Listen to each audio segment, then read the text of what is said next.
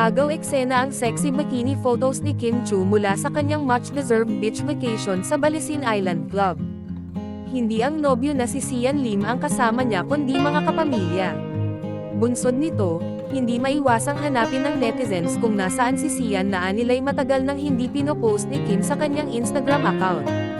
Tila apektado ang mga netizen dahil July 30, 2023 pa nang huling mag-post si Kim sa IG at YouTube ng Hong Kong trip nila ni Sian. Panay ang kulitan ng dalawa sa trip na iyon. Noong July 16, nauna nang ibinahagi ni Kim ang sweet moments nila ni Sian habang namamasyal sa Hong Kong.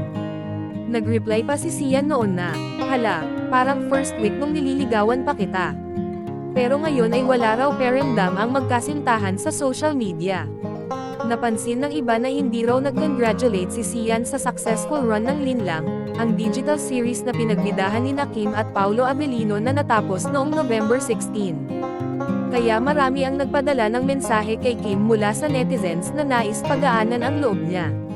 Pero may ibang netizens ang kampante na hindi totoo ang espekulasyong hiwalay na sina Kim at Sian. Hindi raw dapat bigyan ng mali siya ang pagbabakasyon ni Kim na hindi kasama si Sian. Opinyon pa ng iba, posibleng naglaylo lang daw ang magkasintahan dahil may kanya-kanyang proyekto ang mga ito.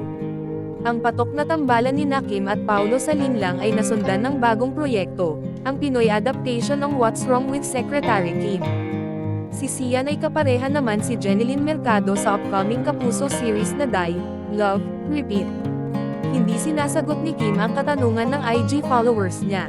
Pero noong October 31, natanong na si Kim tungkol sa nobyo at sumagot siya na, "Okay naman kami ni Shi." Inilarawan pa ni Kim na, "Strong," sila ni Sian at inulit na, "Maayos naman po," ang relasyon nila. Pahapyaw ring nabanggit ni Kim si Sian nang asarin siya ni Vice Ganda sa Tawag ng Tanghalan, segment ng It's Showtime noong November 2. Panunukso ni Vice kay Kim, "Ikaw, sino nagpapangiti sa iyo lately?" Susog ni Amy Perez, "Meron ka bang gustong bigyan ng mensahe?" Napabungis ni si Kim, kumaway sa camera, at nagsabing, "Hi."